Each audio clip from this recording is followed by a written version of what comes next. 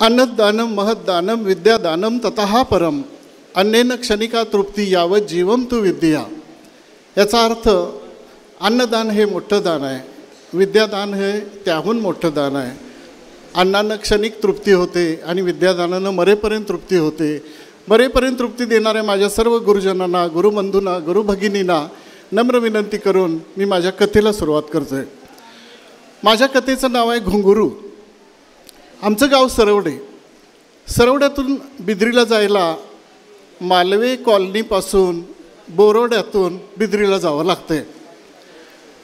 बिद्रीमध्ये petrol घेणं, पोस्टात काम करणं यासाठी मी मोटरसायकलनं जात असे. परवा काय झालं की मोटरसायकलनं मी संध्याकाळच्या वेळी जात असताना थोडंसं बोरोड्याच्या अलीकडं एका झाडाजवळ मला कसला तरी आवाज आला. कसला आवाज आला, पण मी जरा थोडंसं दुर्लक्ष केलं आणि मी तसंच पुढे गेलो गडबडीमध्ये.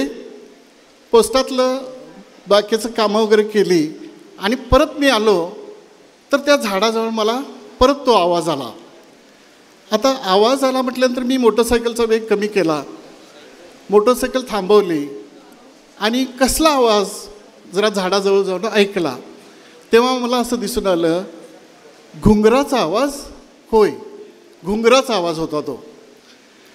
आवाज ऐकला आणि अंधार पडला होता. जवळपास बघितलं कोण नव्हतं.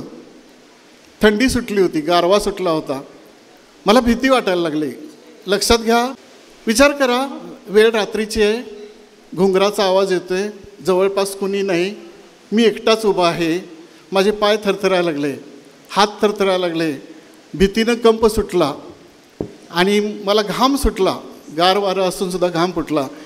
मी गाडीला किक मारली, घरी आलो, पार्किंगमध्ये गाडी लावली आणि घरात येऊन घाम पुसला. आमच्या मिसेसने विचारलं, काय हो, काय झालं, घाम का आला, तुम्ही काय भ्याला का काय कशाला.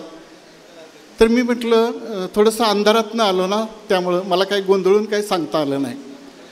रात्री झोपलो, तो घुंगराचा आवाज काय डोक्यातनं जाईना. 1-2 दिवस जाऊ दिले आणि मी मोटरसायकल घेतली आणि त्याबरोबर झाडाजवळ जाऊन थांबलो.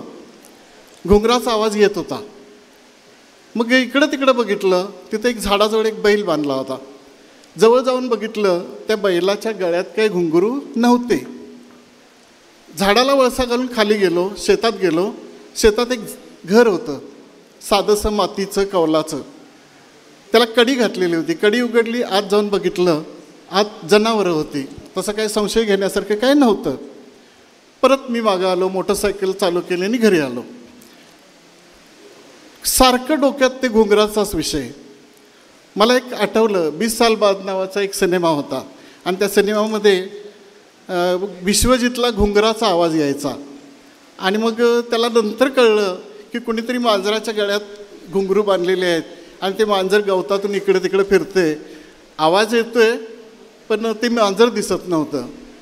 किंवा दुसरी एक गोष्ट आठवली, चोर मचाये शोर नावाचा एक पिक्चर होता. त्याच्यामध्ये एक गाणं होतं बघा, घुंगरू की तरह बजता ही रहा हूँ मैं, कभी इस पग में कभी उस पग में बनता ही रहा हूँ मैं. माझ्या डोक्यात घुंगराचा आवाज जो कानातून गेला होता तो चेतातंतूतून श्रवण केंद्रात जाऊन बसला होता. तो काही केला निघेना. परत मग काय केलं, अनेक 2 दिवस जाऊ दिले. मी मोटरसायकल घेतली आणि त्या जाग्याला गेलो. आज त्या ठिकाणी एक सुंदर अशी तरुणी उभी होती. गोरी पान, शुभ्र, पांढरी शुभ्र साडी नेसलेली, काळे भोर असे डोक्यावरनं आंघोळ केल्यामुळं मोकळे सोडलेले केस वगैरे.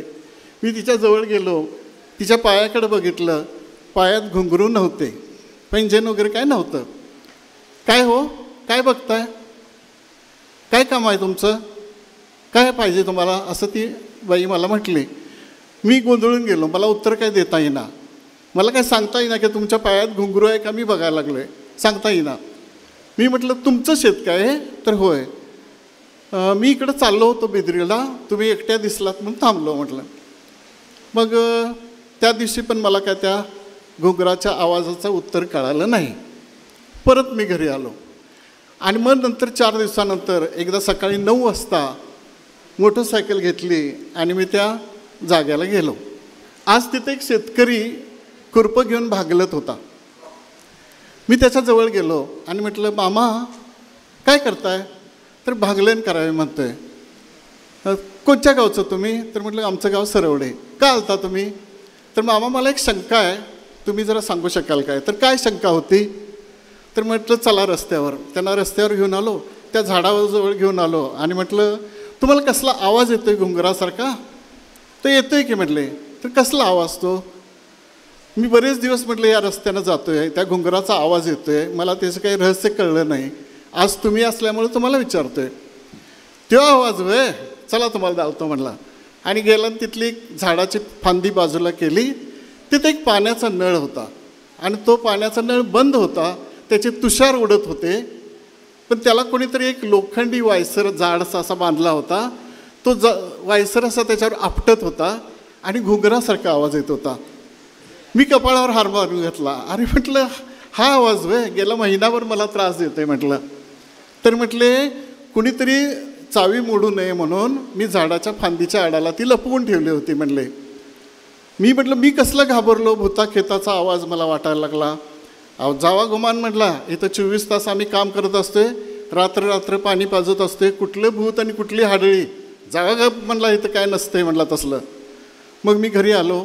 आज रस्त्यानं जाताना गाईच्या बैलांच्या गळ्यातला जरी घुंगराचा आवाज आला तरी मी हसत राहतोय. धन्यवाद.